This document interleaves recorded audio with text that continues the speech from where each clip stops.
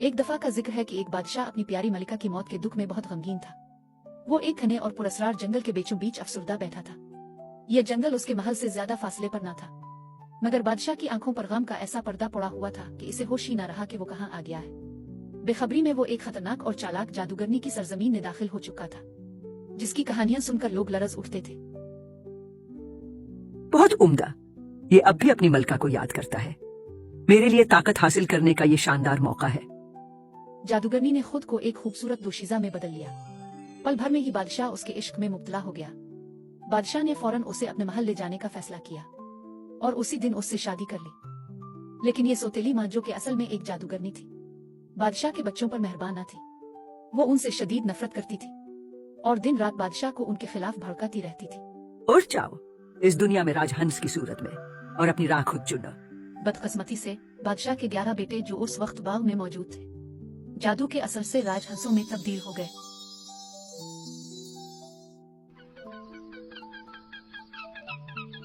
Alyssa, जो कि इस वक्त बाग के दूसरे कोने में खड़ी थी, जादूगरनी की नजरों से बच गई और जादू के असर से महफूज रही।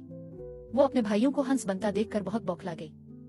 अलीसा अपने भाइयों का पीछा करती रही, लेकिन वो जंगल से ऊंची उड़ान भरते हुए आसमान की जानिब उड़ गए और देखते ही देखते नजरों से ओझल हो गए।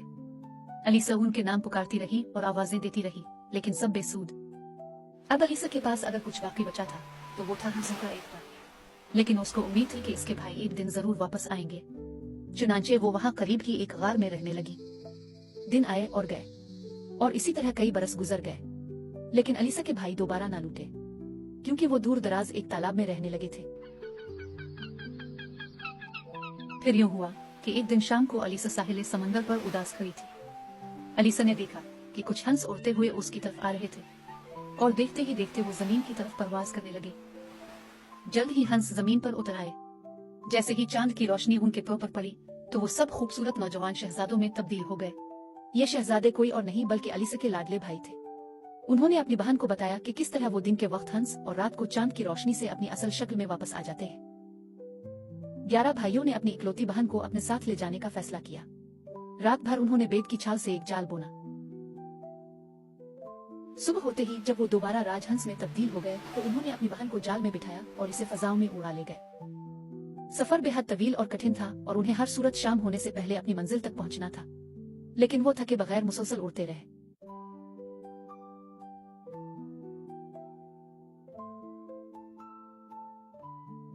रात के होते ही वो बाहिफाजत अपनी मंजिल पर पहुंच गए।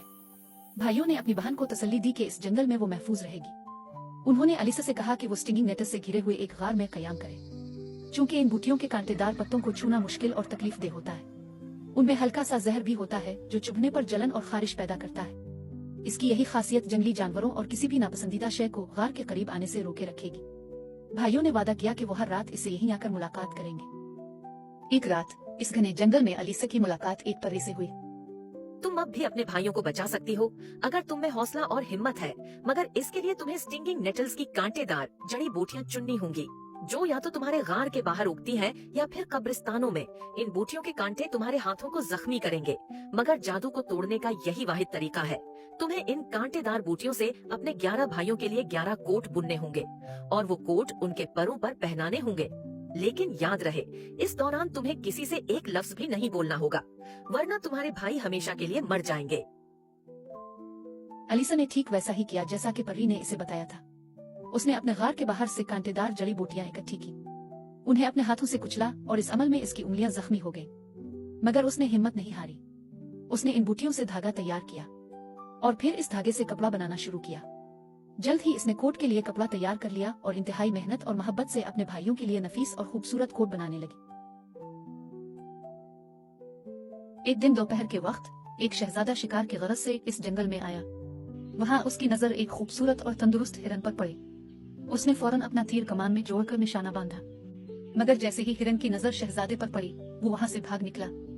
शहजादा हिरन का पीछा करते हुए इसी गार के करीब पहुंचा जहां हिरन जंगल की घनी झाड़ियों में गायब हो चुका था। जब शहजादे ने गार के अंदर झांका तो उसने देखा कि एक निहायत खूबसूरत शहजादी खामोशी से कांटेदार धागे से कोट बनाने में मसरूफ थी। शहजादा हैरत और तजस्सुस से इसे देखता रह गया। शहजादे ने बारहा इस लड़की से बात करने की कोशिश की, इससे पूछा कि वो कौन है और इस वीरान जंगल में अकेली क्या कर रही है।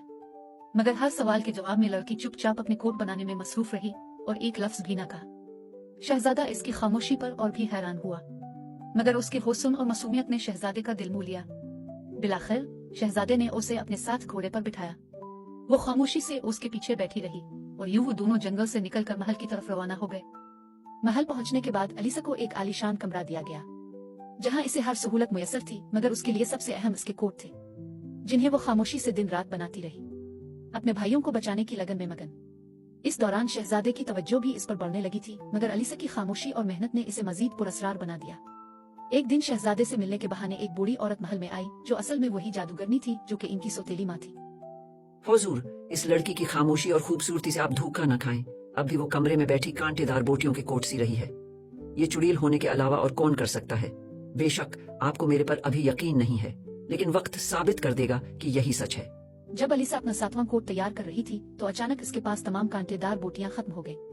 इसके दिल में खौफ का साया छा गया, क्योंकि वो जानती थी कि इसके भाइयों को बचाने के लिए इसे हर सूरत बाकी 4 कोट भी तैयार करने होंगे। उसकी मजबूरी उसे रात की तारीकी में महल से बाहर ले आई। वो खामोशी से हर किसी की नजरों से बचती हुई महल से निकली और नई बूटियों की तलाश में कब्रिस्तान की जानिब चल पड़ी। पीछे से चुड़ैल, जो बूढ़ी औरत के भेस में इसका ताकुब कर रही थी, ये सब देख रही थी। वो जानती थी कि अलीसा कहाँ जा रही है और दिल ही दिल में खुश हो रही थी कि शायद इस बार इसका मंसूबा कामयाब हो जाएगा। ये देखें हुजूर, ये लड़की चुड़ैल है। रात के वक्त ये कब्रिस्तान में क्या कर रही है? सिपाहियों, गिरफ्तार कर लो इसे और काल कोठरी में फेंक दो। काल कोठरी के अंधेरे में कैद अलीसा ने हिम्मत नहीं हारी। इसने जड़ी बूटियों की जितनी मिकदार जमा कर रखी थी, इसी से कोट बनाने का काम जारी रखा। इसकी उंगलियां जख्मी और हाथ कांटों से चुभे हुए थे, मगर इसने एक लम्हे के लिए भी रुकने का सोचा नहीं। दूसरी तरफ बादशाह की कौंसिल ने भी अलीसा को जादूगरनी करार दे दिया और इसे सख्त सजा देने का फैसला कर लिया। फिर हुक्म आया कि अलीसा को मौत की सजा दी जाए। जब उसे मौत के घाट उतारने के लिए ले जाया जा रहा था, तो शहर के लोग उस पर ताने और गालियां कस रहे थे। अलीसा खामोशी से अपने भाइयों के जादुई कोट बनाती रही। 10 कोट मुकम्मल हो चुके थे और वो बड़ी मेहनत से 11वां कोट तैयार कर रही थी। तमाम लोग इस जादूगरनी को जलते देखने के लिए वहां जमा हो गए थे। अचानक जैसे ही अलीसा ने आखिरी कोट मुकम्मल किया, आसमान में 11 राजहंस उड़ते हुए मैदान के ऊपर आ पहुंचे। अलीसा ने एक एक करके अपने भाइयों पर वो जादुई कोट डाल दिए और इस लम्हे जादू का असर टूट गया। हंसों की शक्ल में बदल जाने वाले इसके भाई अपनी असल इंसानी सूरत में आ गए और सब हैरान रह गए। अब अलीसा ने शहजादे को सारी हकीकत बताई, जिसे सुनकर शहजादा शर्मिंदा हुआ और उसने अलीसा से मुआफी मांगी। शहजादे ने अलीसा से शादी कर ली और यूं दोनों की खुशियों का आगाज हुआ।